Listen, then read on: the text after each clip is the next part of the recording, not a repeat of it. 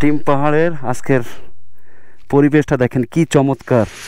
এই যে ঠান্ডা লাগা শুরু হয়েছে, একটা ভেজা ভেজা ভাব আছে, নাকে ঠান্ডা চিকনা একটা বাতাস আসতেছে, শীতল অনুভূতি। এই যে দেখেন, এই যে ডিম পাহাড়ের ডিম বলে না, এই সেই ডিমগুলা। এই যে শুরু হয়ে গেল মূল পর্ব ডাউন হিলের।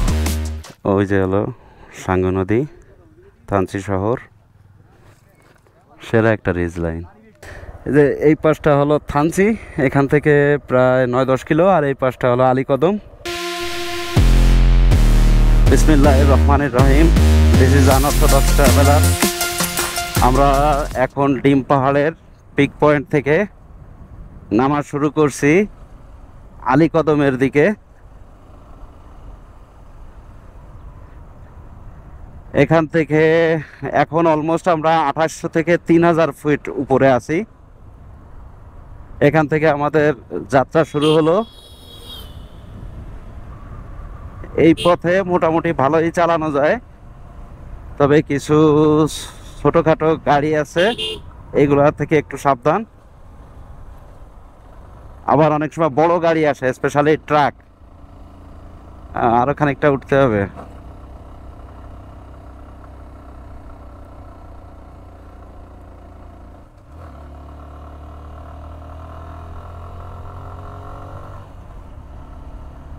আমার ফেলো ট্রাভেলাররা চলে আসছে, আয়নায় দেখলাম এখানে খুব সম্ভবত একটা ত্রিপুরা পাড়া আছে। আর এই যে এটা হলো 3 দূর পথ।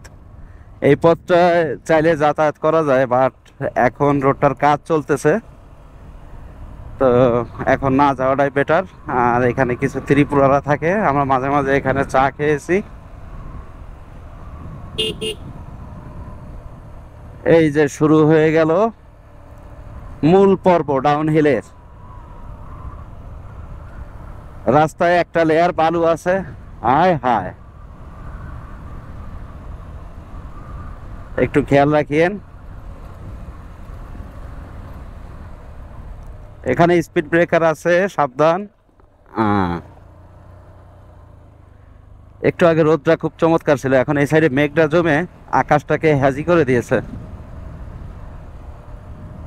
তবে সেরা, এই পরিবেশে আপনি ডিম পাহাড় না আসলে বাইকিং মানে ট্রাভেলিং এ অনেক কিছু মিস করবেন। আকাশটা দেখতেছেন কি চমৎকার, আল্লাহ,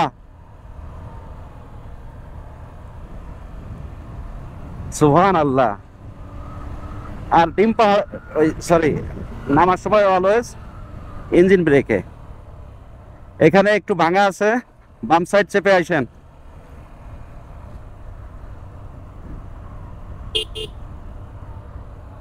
আবার কড়া ডাউন হিল মনে হয়, 4 গিয়ারে কেন 3 গিয়ারে চলে আসি।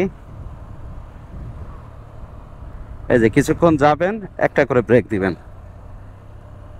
যেতে থাকুক, যাবে যাবে, একটা করে ব্রেক আসবে, যেন গতিটা আপনার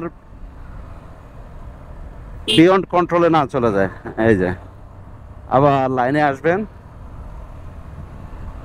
হালকা করে, এস এস। আর মেইনলি নিজের সাইড মিস করবেন না, কোনো পরিস্থিতিতেই না, নিজের সাইড মিস করা যাবে না। এখানে এখানে একটু ভাঙা আছে,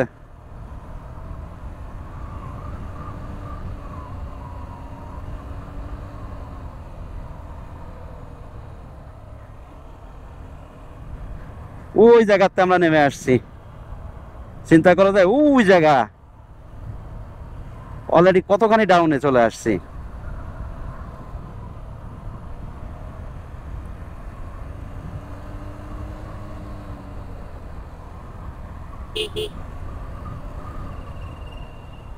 ওরে বাপরে, ওটা মোটরসাইকেল নাকি মালগাড়ি?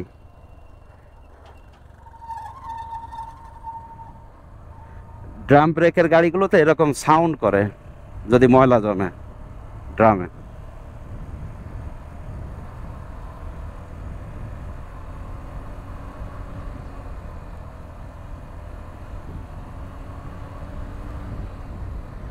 অনেকের কি হয়, কন্টিনিউয়াসলি আপনার ব্রেক প্যাড চেপে রাখে, তো এতে মেইন সমস্যা যেটা, আপনার ডিস্ক এত বেশি গরম হবে যে ও ব্রেক প্যাডকে গরম করবে। আর ব্রেক প্যাড যেহেতু হাইড্রোলিক প্রেসারে চলে, তো আপনার যে ব্রেকের হাইড্রোলিক অয়েলটা মারাত্মক লেভেলের গরম হয়ে ইভাপোরেটেড হয়।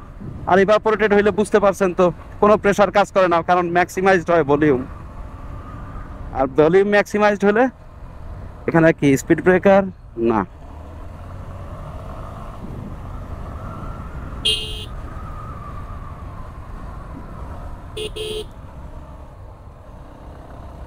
আহ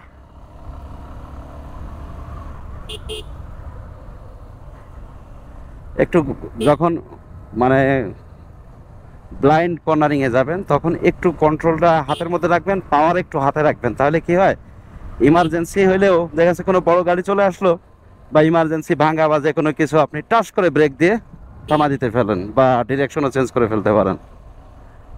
আবার কি ধরনের সামনে সরু রাস্তা নাকি বোঝা যায় নাই।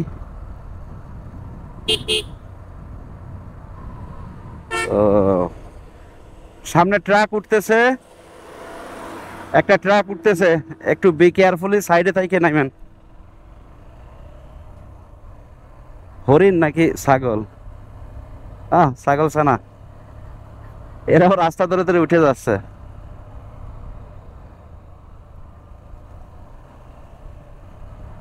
এই যে অলমোস্ট শেষ মাথায় চলে আসছি আমরা।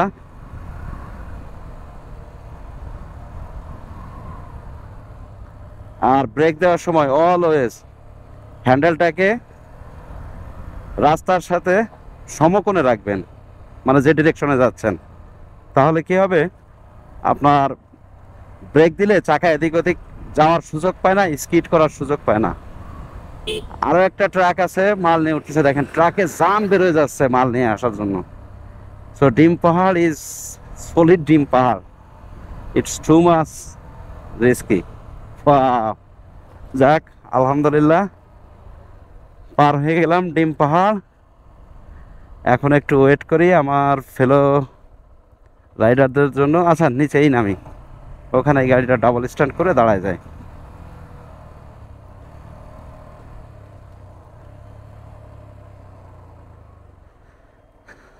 না, ওখানে রাখি।